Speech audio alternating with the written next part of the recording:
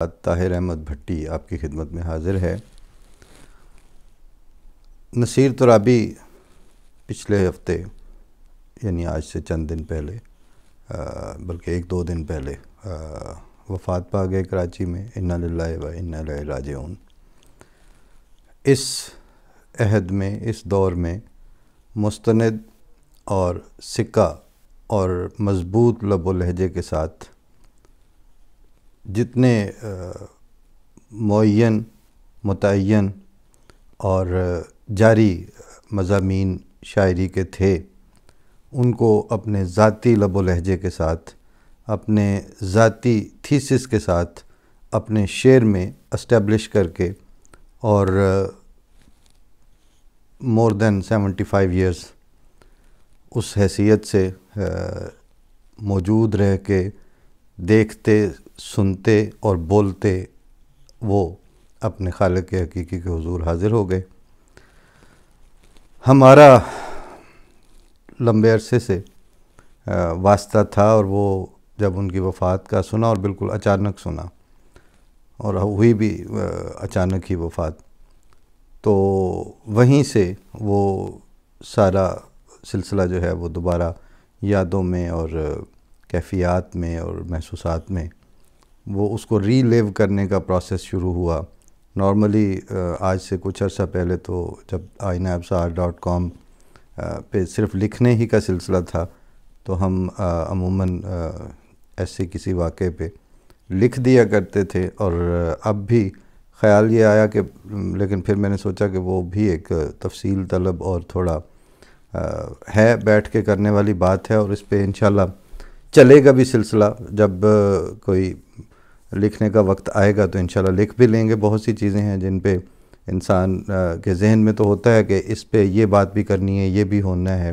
لیکن وہ ایک وقت صافی ہر وقت میسر نہیں آتا، لیکن دل بدل تو رہتا ہے سلسلہ تکلم کا، وہ سلسلہ ساتھ ساتھ چلتا ہے۔ مجھے یاد آیا کہ یعنی تقریباً آج سے 25 برس قبل پہلی دفعہ میں جو شعر ان کا سن کے تو وہ پھر لے گیا ربوہ اپنے دوستوں کے لیے، وہ تھا کہ یہ نصیر شام سپردگی کی اداس اداس سی روشنی، یہ نصیر شام سپردگی کی اداس اداس سی روشنی، بکنارے گل ذرا دیکھنا یہ تم ہی ہو یا کوئی اور ہے۔ یہ زمین شاعری میں، شعر میں، غزلوں میں آپ نے بہت جگہ سنی ہوگی، لیکن سلیم کوثر کی مشہور غزل بھی اس پہ ہے،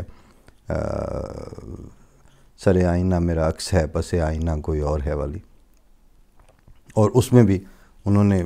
کمال شعر نکالے۔ لیکن اور لوگوں نے بھی لکھا، صابر ظفر صاحب نے بھی لکھی ہے وہ نہ تیرا خدا کوئی اور ہے نہ میرا خدا کوئی اور ہے۔ تو لیکن بنیادی طور پر اس زمین یہ پہلی دفعہ نصیر ترابی ہی نے لکھی، اور اس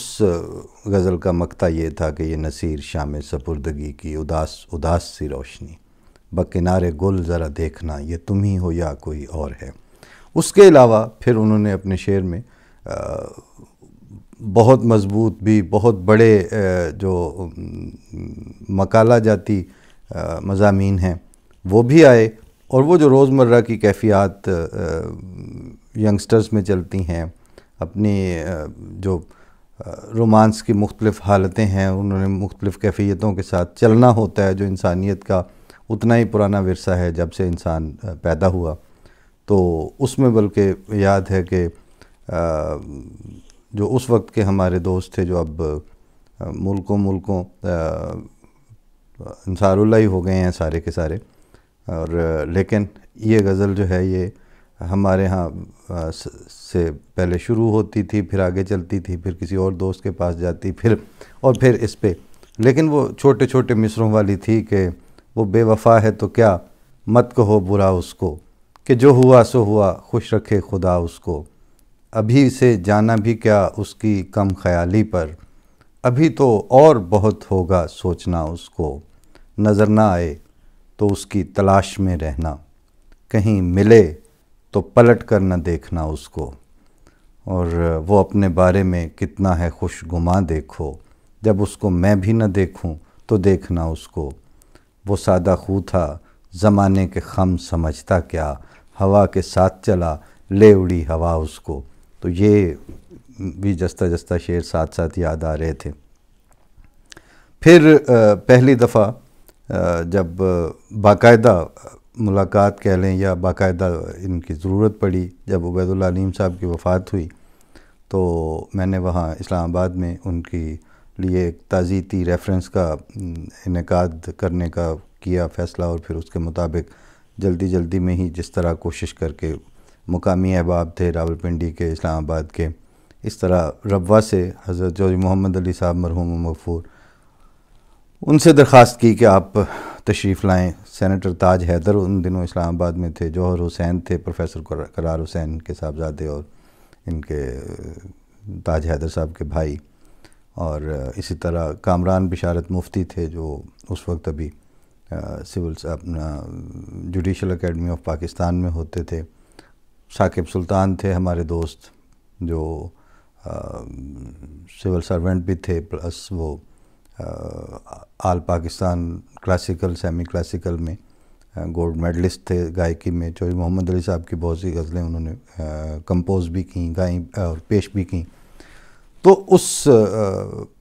وقت پھر ہم نے جب آرگنائز کیا تو کراچی سے احمد مبارک صاحب کو اور نصیر ترابی صاحب کی خدمت میں درخواست کی کہ آپ تشریف لائیں، اور وہ انہوں نے شفقت فرمائی اور میری درخواست پر وہ وہاں اسلام آباد آئے بھی۔ اس تعزیتی ریفرنس میں اس کی یادوں کے بہت سا حصہ تو اس کا جو ویڈیو اور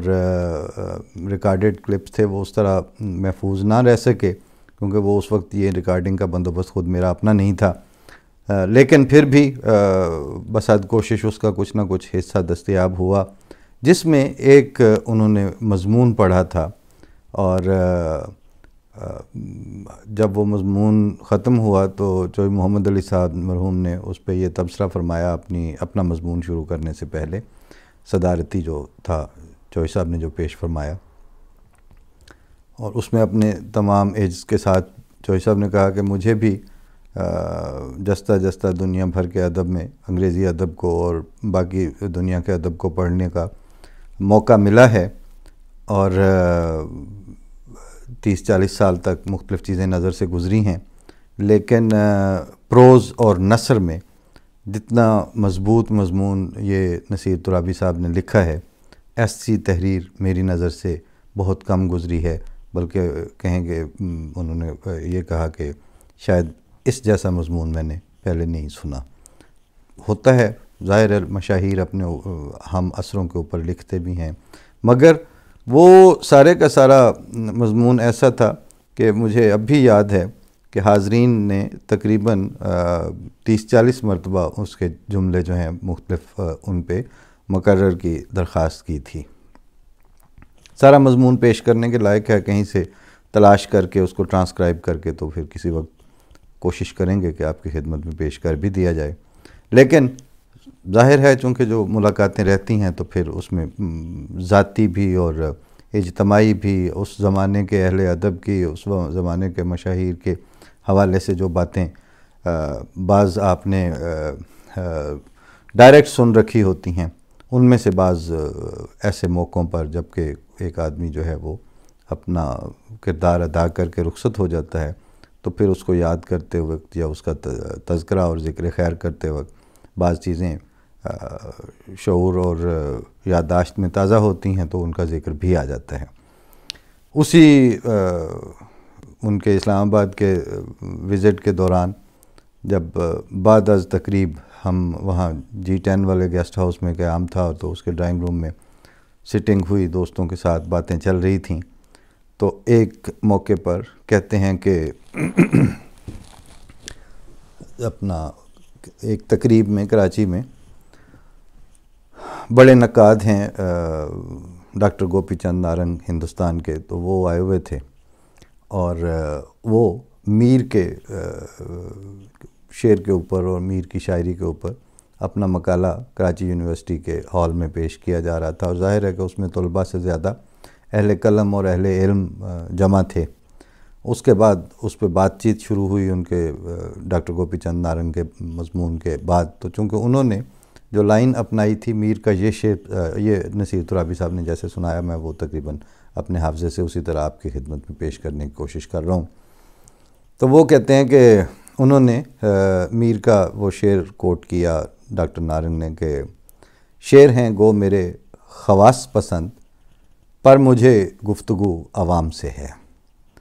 اور اس کی تشریح میں وہ خواص اور عوام کی جو تشریح ایلیٹ اور اشرافیہ اور ان حوالوں سے پولیٹیکل تشریح کرنے لگے. تو کہتے ہیں کہ میں نے دوران گفتگو ٹوک کے ہاتھ کھڑا کر کے میں نے کہا ڈاکٹر گوپی چند نارنگ، آپ جو فرما رہے ہیں یہ عوام اور یہ خواص پولیٹیکل سائنس کے ہیں. ادب اور میر کے خواص اور عوام ڈیفرنٹ ہیں، اس سے مختلف ہیں. ظاہر ہے حال میں ایک دفعہ سناٹا چھا گیا اور بولتے تھے تو پھر ان کی ایک تیقن اور اس کے ساتھ بات ہو رہی ہوتی تھی تو لوگ سنتے بھی تھے. پڑھن بہرحال انہوں نے زید بخاری سے سیکھی تھی اور ان کو اپنا استاد مانتے تھے. تو وہ لب و لہجہ پھر چونکہ علامہ رشید ترابی کے صاحبزادے تھے تو ایز اے ذاکر اور ان کی جو خطیبانہ صلاحیتیں ہیں وہ بھی ساتھ ساتھ. کہتے ہیں ڈاکٹر گوپی چند نارنگ یہ جو آپ تشریح کر رہے ہیں یہ میر کے عوام اور خواص نہیں ہیں، یہ پولیٹیکل سائنس کے عوام اور خواص ہیں. میر کیا کہنا چاہ رہے ہیں وہ میں عرض کرتا ہوں آپ کو، میں بتاتا ہوں. تو سب نے بساد اشتیاق دیکھا. تو کہتے ہیں آپ کا میر کا شعر تھا کہ شعر ہیں گو میرے خواص پسند، پر مجھے گفتگو عوام سے ہے. اس کا ترجمہ یا تشریح یہ بنے گی کہ شعر ہیں گو میرے حافظ پسند، سعدی پسند، سودا پسند اور غالب پسند، پر مجھے گفتگو ڈاکٹر گوپی چند نارنگ سے ہے. آپ ہیں عوام، یعنی جو نقاد ہے وہ میر تقی میر کے عوام میں شمار ہوتا ہے، جو خود صاحب تخلیق اس طرح سے نہیں ہے، وہ میر کے عوام ہیں، نہ کہ یہ عوام جو آپ کہہ رہے ہیں. تو بہرحال یہ ایک ایسی چیز تھی جو ابھی تک میں نے کہیں ڈاکومنٹ ہوئی نہیں پڑھی تھی، لیکن اس بحث کا اور اس نقطۂ نظر کا چونکہ پتہ تھا. اسی طرح بعد میں پھر ایک موقع پہ ہم نے انہیں ایم ٹی اے نے کچھ نشستیں کیں ان کے ساتھ، کراچی میں ہی شاید ریکارڈنگ ہوئی ہو یا ربوہ میں ہوئی، میرا خیال ہے کراچی میں ہوئی تھی. اس میں بھی انہوں نے 2 قسطوں میں ان کی گفتگو تھی جو کافی تفصیلی تھی، جو بعد میں سننے کا موقع ملا. تو اس میں انہوں نے شعر کا انسان میں جو ڈیولپمنٹ کا پروسیس ہے وہ کیسے درجہ بدرجہ ترقی کرتا ہے، اور پھر مصرے جو ہیں وہ ایک دور کے دوسرے دور میں، تیسرے میں، عصر حاضر میں کس طرح ٹریول کر کے آتے ہیں، اس میں بھی ان کی یادداشتیں کمال تھیں. اسی طرح جو تہذیبی رکھ رکھاؤ ہے اس کے حوالے سے انہوں نے اسی نشست میں جو ایم ٹی اے نے ریکارڈ کی تھی اس میں یہ شعر سنایا تھا کہ سر سے کھلی نہ بیٹھی ہوں ہمسائے والیاں، سر سے کھلی نہ بیٹھی ہوں ہمسائے والیاں، کوٹھے پہ تم چڑھا کرو صاحب پکار کے. تو یہ رکھ رکھاؤ اور اس تہذیب کا جو ساتھ ساتھ ٹریول کرتی ہے انسانوں کے اور معاشروں کے، پھر اس کا ذکر کیا. پھر اس کے بعد 2012 میں ہم ایک ڈاکومنٹری پروجیکٹ کے سلسلے میں کراچی جانا ہوا. تو درمیان میں چونکہ کافی عرصہ بیت گیا تھا تو میں نے فون کیا کہ جی میں حاضر ہونا چاہتا ہوں، اور میں شاہراہ فیصل کے کسی اس میں ٹھہرا ہوا تھا ہوٹل میں. تو انہوں نے کہا کہ ٹھیک ہے، لیکن ساتھ یہ بھی پوچھا کہ آپ کہاں ہیں. تو میں نے بتا دیا کہ میں فلاں ہوٹل میں ٹھہرا ہوں. تو اس وقت فون پہ انہوں نے کہا کہ اچھا ملاقات ہوتی ہے، اور لیکن وقت نہیں دیا. میں تھوڑا یہ سوچ رہا تھا کہ اچھا بتا دیتے تاکہ میں اس کے مطابق، لیکن بہرحال بات آئے گی ہوگی. دوسرے دن چونکہ یوسفی صاحب کی طرف تو جانا ہی تھا تو میں نے کہا چلیں اس کے بعد دیکھتے ہیں ہوتی ہے ملاقات کہ نہیں. تو وہ ٹیلی فونیکلی بات ہونے کے کوئی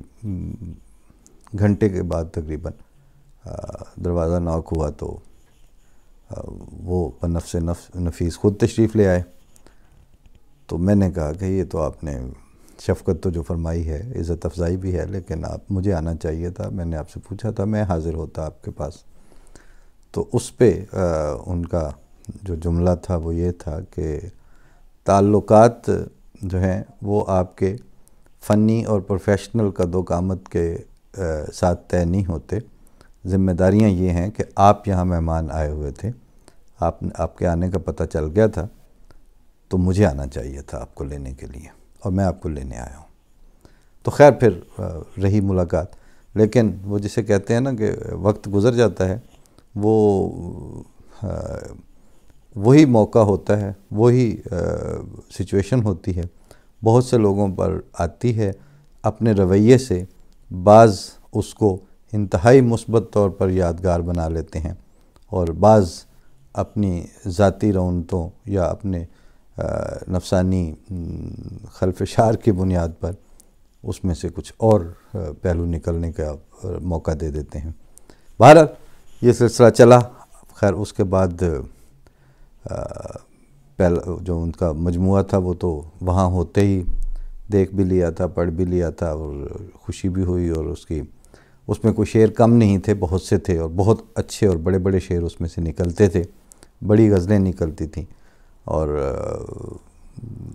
یعنی ایک طرف سے اگر شروع ہوں تو بے شک آپ سناتے ہی جائیں، لیکن ظاہر ہے کہ کتاب آپ کو بازار سے مل جاتی ہے، شعر آپ آج کل سوشل میڈیا کا دور ہے، جیسے وہ ٹریول کرتے کرتے چیزیں آپ تک آ ہی جاتی ہیں، مل ہی جاتی ہیں، مگر جو آپ کے ذاتی واقعات ہوتے ہیں یا جو آپ کی ذاتی ملاقاتیں ہیں، اس میں بندے کے رویے، ان کا ساتھ دینا، ان کا سٹینڈ لینا، ان کا موقع آئے تو کھڑے ہونا، یہ چیزیں بہرحال بعد میں یاد رہ جاتی ہیں، اور رکھ رکھاؤ اور عزت افزائی یا لحاظداری وہ تو بہرحال ایک مہنگا وصف ہے جو کامیاب بھی ہے، اور اب تو خیر بہت سی جگہوں پہ نایاب بھی ہو چکا ہے۔ تو اس حوالے سے چونکہ یہ ہمارے حصے میں جو ملاقاتیں جو ان کی عنایتیں تھیں، وہ آج چونکہ وہ نہیں رہے، تو اب باتیں رہ گئی ہیں، بلکہ مجھے یاد ہے وہ علیم صاحب والی جو نشست ہوئی تھی، تعزیتی ریفرنس اسلام آباد والا، اس میں یہ شعر بھی سنایا گیا تھا کسی کا کہ یہ بے سبب نہیں سونے گھروں کے سناٹے، مکان یاد کیا کرتے ہیں مکینوں کو۔ تو چونکہ مکان یاد کیا کرتے ہیں مکینوں کو، تو آج یہ ان کا استحقاق تھا اور ہم پر یہ قرض تھا، تو ہم نے سپردم بتو کرتے ہوئے اب اللہ کے حوالے، اللہ تعالیٰ ان کو غریق رحمت فرمائے، اور ان کے کام کے بہتر ثمرات جو ہیں، خاص طور پر جو انہوں نے شعریات کے حوالے سے، پوئٹکس کے حوالے سے بڑی تحقیقی کتاب شاعری کے محاسن اور ان چیزوں کے حوالے سے، گرامرز کے حوالے سے کئی تفصیلات میں لکھی ہے، وہ بھی فیض رسانی کا ذریعہ بنی رہے گی اور بنتی رہے گی انشاءاللہ، اور ان کا شعر بھی کہیں نہ کہیں اپنی جگہ بنا کے اس کی گونج ادھر ادھر سے آتی رہے گی۔ اختتام سے پہلے ان کی اسی زمانے کی عکس فریادی والی کتاب کی پہلی دوسری غزل ہے غالباً، کہ اس کے ذرا مضامین بوجھل تو نہیں کہہ سکتا لیکن زیادہ بڑے ہیں، اور دیا سا دل کے خرابے میں جل رہا ہے میاں، یہ اسی قافیے میں، دیا سا دل کے خرابے میں جل رہا ہے میاں، دیے کی لو میں کوئی عکس چل رہا ہے میاں، کبھی کسی کا وہ چلنا کبھی ٹھہر جانا، میرے سکون میں کیا کیا خلل رہا ہے میاں، میرے سکون میں کیا کیا خلل رہا ہے میاں، یہ آنکھ پردہ ہے ایک گردش تحیر کا، یہ دل نہیں ہے بگولا اچھل رہا ہے میاں، اور یہ دل نہیں ہے بگولا اچھل رہا ہے میاں،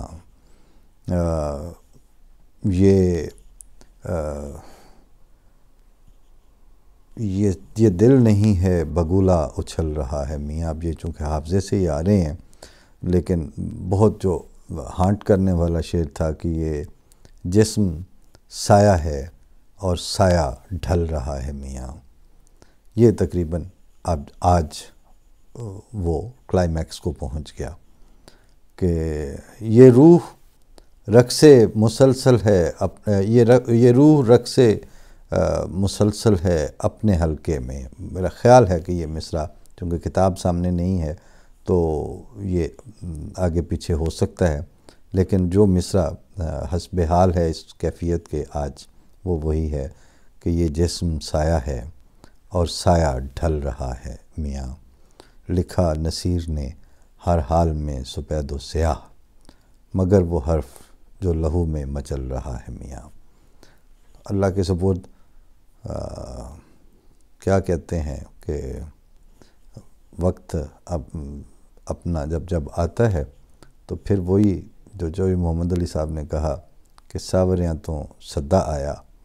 اٹھتی ہے ہون سوت نہ کت، تو اللہ کے سپرد فی امان اللہ۔ اور آج کے پروگرام میں پھر ان کے ذکر خیر کے حوالے سے اتنا ہی، باقی پھر گفتگو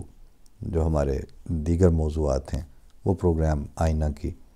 آئندہ ایپیسوڈ میں۔ فی امان اللہ، السلام علیکم۔